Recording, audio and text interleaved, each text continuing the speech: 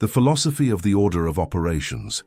There is a question most people never ask themselves, not how do I earn more, not where did my money go, but this one, what is my plan for the money I already have? Think about that, because here is the truth. The difference between the rich and the poor is rarely the amount on the paycheck. It is what happens in the hours after the paycheck arrives. The poor person spends first. He pays the bills, buys what he wants, enjoys what he can, and at the end of the month he hopes something is left over to save. Something rarely is, and so the cycle repeats. The rich person does something different, something that looks almost like a reversal. He sets aside his future first and spends what remains. Same income, same city, same economy, different philosophy. Now listen carefully. This is not a conversation about deprivation. It is not about living like a monk or cutting every pleasure from your life. It is about order. It is about sequence, because the order in which you handle money determines the life that money builds. Jim Rohn said it plainly. The rich invest their money and spend what is left. The poor spend their money and invest what is left. Let that sink in. One sentence. 2 lives. Everything depends on which sequence you choose. The 70% rule, living within the margin. So where do you begin? You begin with a number, 70%. After taxes, after the government takes its share, Jim Rohn taught that you must learn to live on 70% of what remains, not 80, not 95, 70. Now understand something important. This 70% is not poverty. It is not punishment. It covers your rent, your groceries, your transportation, your small pleasures, your dinners, your life. Everything you need and much of what you want. It all lives inside that 70%. But here is the point. If you are spending 100% of what you earn on your life today, you are leaving nothing for the life you are trying to build tomorrow. Think about that. The discipline of living on 70% is not about what you give up. It is about what you create. That 30%, the margin, the gap, the space between what you earn and what you spend, that is where your future is built. Most people never create that space. They expand their lifestyle every time their income grows. More money comes in and more money goes out. The gap never appears, and without the gap, there is nothing to work with. Here is what I want you to understand. Wealth is not a number. Wealth is a margin, and a margin requires discipline. So the question is not whether you can afford to live on 70%. The question is whether you can afford not to. Habit number 1, charity, the 10% contribution. Now we reach the 30%. The margin you protected, the space you created. And here is where most people expect to be told, save it all. Invest every penny. Guard it like a fortress. But Jim Rohn taught something different, something that at first might surprise you. The first 10% you give away not to a bank, not to a broker, to people who need it more than you do, to your community, to causes larger than yourself. Now listen carefully. I know what some of you are thinking. I barely have enough for myself. How can I give to others? And I understand that thought. But here is what I want you to consider. Giving is not a reward for when you finally have enough. Giving is a habit you build before you feel ready. Because the person who cannot give 10% when they have little will find a reason not to give when they have much. Generosity is not an amount, so it is a character trait. And character is built in the small moments, not the grand ones. Jim Rohn often said that we owe a debt to the society that gave us the opportunity to grow. The roads we drive on, the systems we operate within, the communities that shaped us. The 10% is how you honor that debt, and something else happens when you give consistently. The scarcity mindset begins to loosen its grip. You stop seeing money as something to hoard and protect, and start seeing it as something that flows, in and out, growing as it moves. Become someone who gives. And watch how differently you begin to see everything else. Habit number 2, capital investment, the 10% venture. The second 10% is where your financial life begins to change direction, not gradually, not eventually. The moment you begin doing this with intention, something shifts, because this 10% is not for saving. It is not for spending. It is for building. Jim Rohn called it the venture, the capital, the seed money. And he chose that word carefully. A seed is not impressive on its own. You hold it in your hand and it seems like almost nothing. but plant it in the right soil, tend to it with patience and discipline, and it becomes something you could never have built with your hands alone. This 10% is your seed. Use it to buy something that produces a return.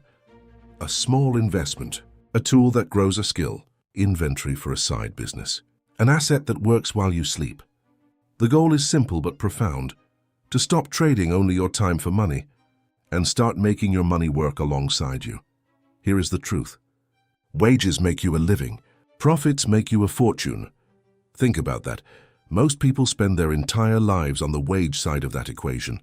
They trade hours for dollars year after year and wonder why the finish line never gets closer. The venture capital changes the equation. It moves you, slowly, steadily, from the category of worker to the category of owner. Now understand this deeply. The amount does not matter at first. What matters is the habit. What matters is that every month, without negotiation, without excuse, 10% goes to work building your future. Do the work, plant the seed, and trust the season that follows. Habit number 3, savings, the 10% security, and now the final 10%. The one that quietly holds everything else together. This is your savings, not the passive kind, not the leftover coins at the end of a long month.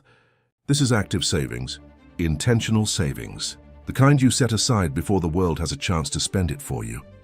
Jim Rohn called this preparing for the winters of life, and winters will come. They always do. The unexpected bill, the lost job, the medical expense, the season where nothing seems to be working and the pressure of life closes in from every direction. You cannot predict when winter arrives, but you can decide right now whether you will be ready when it does. Here is what savings gives you that most people underestimate.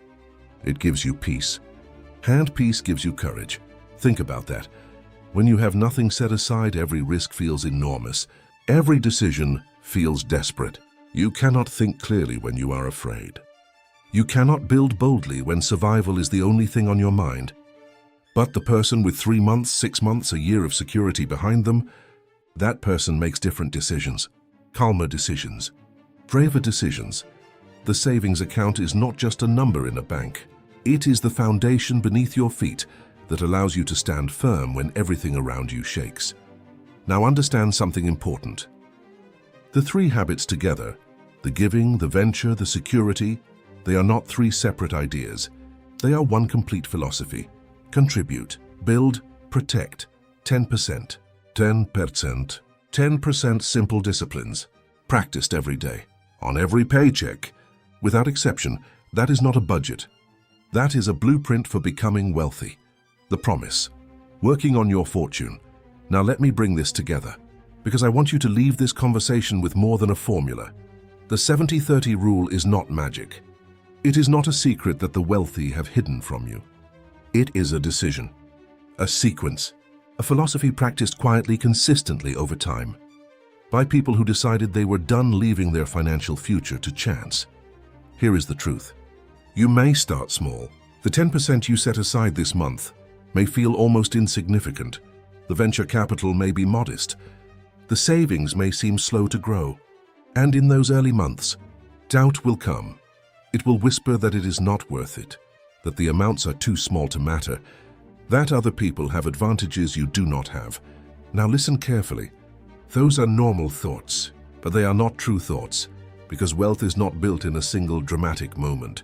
It is built in the quiet, unglamorous repetition of right habits, practiced on ordinary days when no one is watching and nothing feels urgent. Jim Rohn said it plainly. A few simple disciplines practiced every day. That is the entire formula. Not luck, not inheritance, not perfect timing, disciplines practiced every day. And here is what changes when you begin. Not just your bank account, your identity. You stop seeing yourself as someone who struggles with money, and you start becoming someone who manages it with intention. Someone building something real. You wake up differently when you have a plan. You carry yourself differently. You make decisions differently.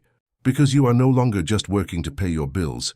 You are working to become wealthy. Think about that. So from this moment on, make a decision. Take your next paycheck and give it a plan before it arrives. Live on 70%. Give 10% with generosity and without resentment.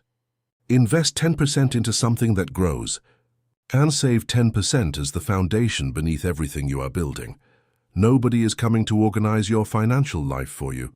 Nobody is coming to make the decision on your behalf. That responsibility belongs to you. And that is not bad news. That is freedom. Do the work. Keep the discipline. And one day you will look back at the moment you chose the plan over the impulse, and you will understand that was the day everything began to change.